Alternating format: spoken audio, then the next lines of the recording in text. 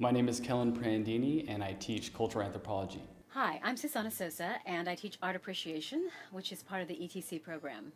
Hi, I'm Dr. Linda Vang, and I teach Intro to Sociology.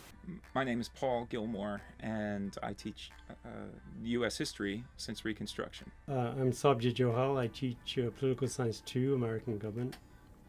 I'm Rick Stewart with Biology 5, which is human biology. Mark Tretza, Political Science 2, American Government.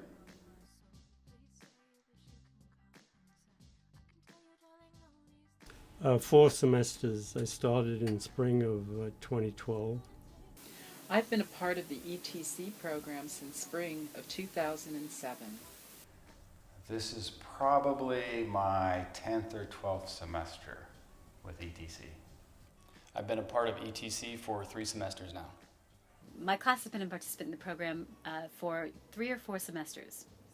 I think I've been 3 semesters part of the ETC program. I participated for several semesters in ETC.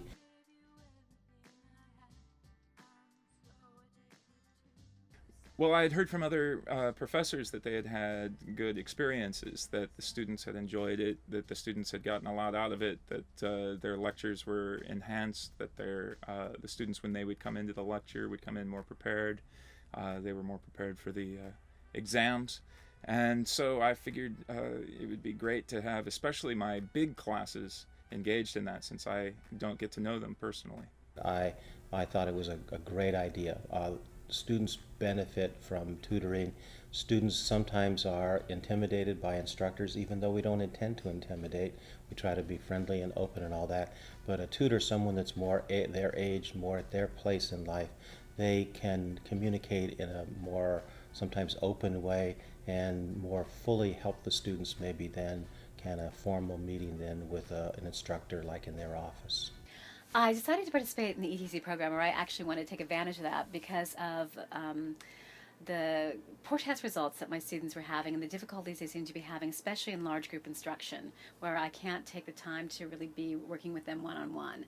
So when I heard about extending the classroom, it seemed like the perfect opportunity to give the students another way to address material and to work one-on-one with an advanced student, a peer who could give them insights and help navigate their way more successfully through the material.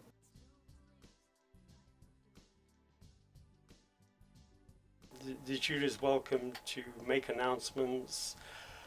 This week, she was able to help students in an exercise they were having. The exercise are open book. Is collaborative, so she was able to help them. She also helps them for reviews of exams. The review questions are in the textbook, and often I guide the ETC tutor about what review question will be on there, what will not be on there. Also, if my ETC leader is in class, I will ask him to present maybe some additional examples of concepts, if you will. Occasionally, the ETC leader will ask my permission to show a particular video or YouTube clip that he utilized or she utilized in a session. And I do give him some time in the classroom, maybe it's a few minutes, to present some material that he's been using with the students in ETC. The ETC leaders participate more in the classroom in lab rather than lecture. So Greg, for instance, he comes in and he helps students just like I do.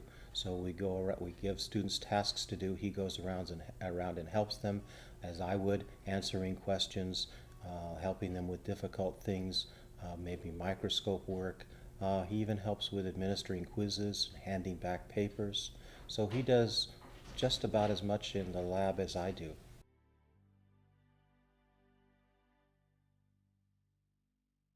With respect to collaboration, my experience has been that my ETC leaders have always been a former student, which is helpful in that they understand the rigors of my particular scheduling. So when we collaborate, we try to get together once a week at some point. Sometimes it's just via email, but there's already a background of how the class proceeds and why certain things are important 2 weeks down the road if they were talked about in class a week earlier. And the collaboration of meeting personally and or via email just helps the sessions sync better with the classroom.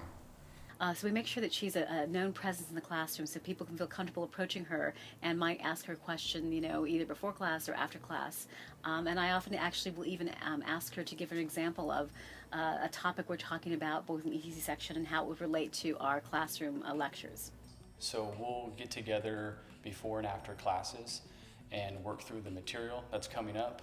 And now that we've been doing it for a few semesters, we kind of have it down. So after I'm done presenting something in class, the students that go to her will be able to work through handouts that many times she's created.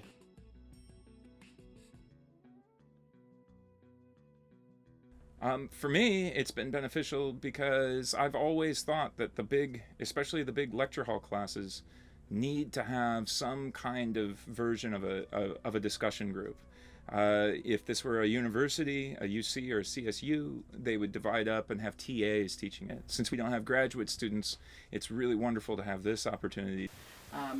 The statistics on the ETC for my classes are just amazing.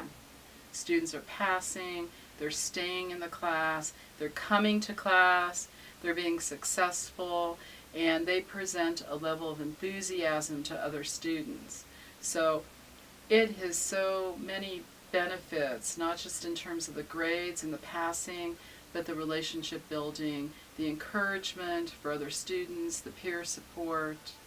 They are able to learn study skills from my ETC tutor.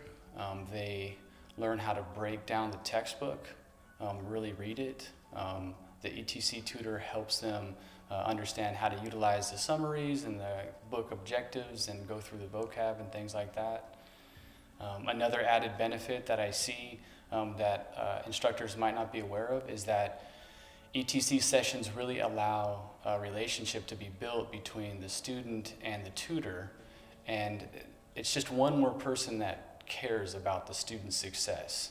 Students sometimes have been failing grades and have managed by going through the sessions to have a deeper understanding of the information and to raise their grades to be successful. But I think more importantly, or just as importantly, besides being successful as in terms of their grades in the classroom, it's creating a sense of connectedness to the material, to their colleagues, to their peers, because they're working in groups.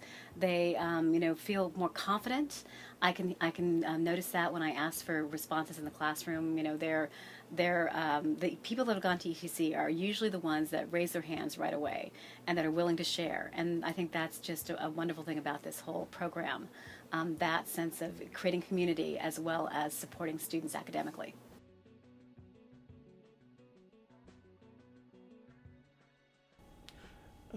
Do participate, make use of the ETC tutor.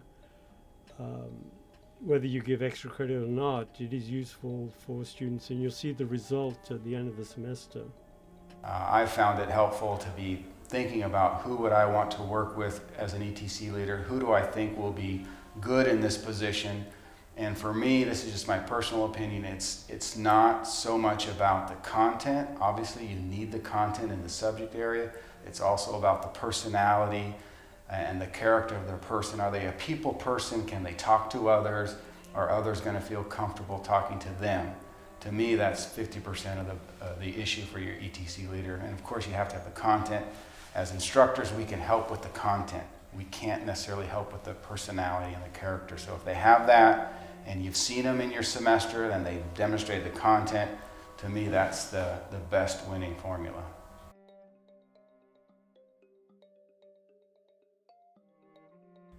The last part first, I can't think of any do's and don'ts. I can't think of any don'ts. Oh, certainly it's been very beneficial. I believe it has increased student success and retention. Students are always looking for extra help, and particularly since I teach LGI, large group instruction of 200 students to begin with in the semester. Students can feel lost in those sections. Really try to make students aware of its benefits. You can offer them incentives. I offer extra credit for students to go because they need that extra push, especially at the beginning when you haven't had a lot of assignments. And it's important for them to start early. Oftentimes I've seen students, wait till they get the first exam or the midterm, and they're already behind.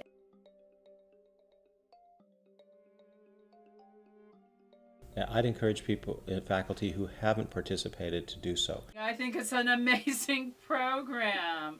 Definitely participate. Go over to the tutorial center. Go and talk to the coordinator.